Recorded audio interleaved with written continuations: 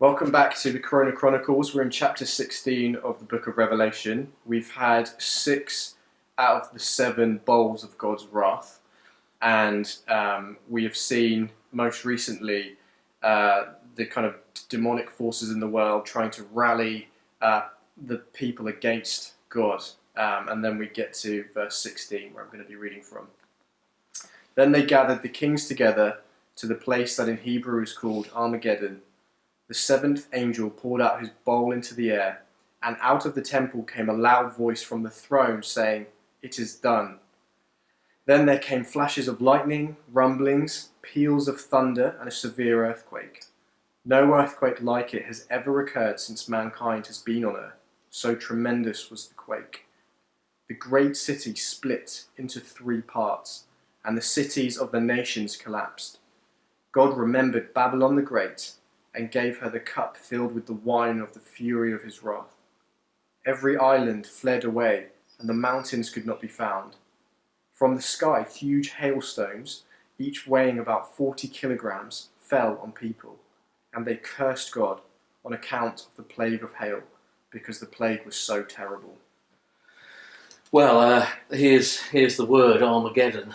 I mean, there are films about this and books written about it, and it's it's the end of the world, and it is the end of the world here.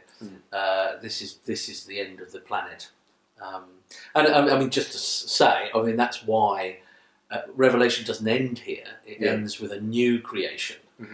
So there is great hope, but this is the end of the planet. We won't make heaven on earth.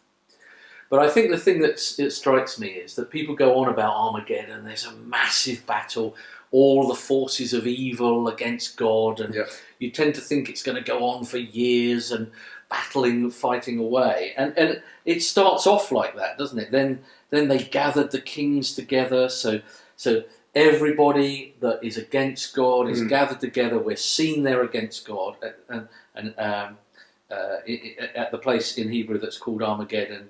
And then it's over. It's done. It's done. God says, I'm going to just destroy. Yeah. There's massive earthquakes. Everything's disrupted. That's it. Yeah. There isn't a battle. No. Because you can't battle God. No. I think that's the thing that gets me about atheists. They're so bullshit, aren't they, very often? Certainly the modern ones. They're very, not everyone, but they're often very bullshit. I've got something to say to God. We're in battle against God, And there is no battle. That's it. And they've been rallied, though. That's the thing, that these people have been lied to. This is why we have to speak truth to them, isn't it? And that's why there's something like this is so important, that we go through Scripture and actually sort of expound it and tell people what God is saying, because they have listened to the false prophets. Then they gathered the kings together. So the false prophets are rallying people against God, making them hate him, and building up this picture that they're going to win. Yeah. But, of course... Or the false prophets are sort of saying things like peace, peace. One of their big phrases is peace, peace. And God says there is no peace. Yeah. We're all right, God will be all right. And one of the reasons we're reading this is because actually we do want to bless our nation. We want to bless the UK and the people that are hearing this. And a real blessing is to say, no, these are the real truths. This world is coming to an end. And if you're not with Christ, you're not in the place of blessing. You're in the place of destruction and curse and hell. So come, please, come to the place of blessing. That's really what these warnings are saying. I mean, even that song that's been doing the rounds, the lyrics to that are, "The Lord turn his face towards you." But it implies the Lord's face is not towards you at the moment. It's not. So there is a warning in that. It's a nice song, and it's nice to share. It makes you feel good. But even within that, which is Scripture, of course, the Lord's face is not towards you. But you need him to turn his face towards you. Yes. There is no peace, so come to him. Yes. So that he would turn his face towards you. And then those words of that song, that blessing, are for God's people only.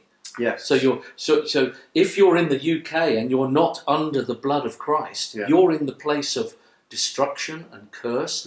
You're amongst the army that thinks you can oppose the real God. But You try and battle God, and in the end, God is God. Yeah. Because there is only one God, Mm. and He will have His way. Yeah. And the great city is completely destroyed, isn't it? It's not even like there's a remnant left fighting. No. It's split into 3 parts, so it's breaking in multiple places. Yeah. It's completely shattered, and it's collapsed. It's like the Twin Towers, isn't it? It's been hit, and it's going to just fall. Yeah. And again, you know, I mean, our cities are amazing. If you have had to drive through your city, it's a ghost town. I mean, the Rolling Stones have just produced a new song, "A Ghost Living in a Ghost Town," and the film for their new song is all the city of London. There's no one there, Right. and so in a sense, there's a hint of what is to come. Yeah. All our economics, you know, all of our jobs, all of the things we've lived for, are going to come collapsing down. It's going to be a ghost in a ghost town. But God is doing this to bring a new kingdom in where there is that shining face. Perhaps we'll leave it there.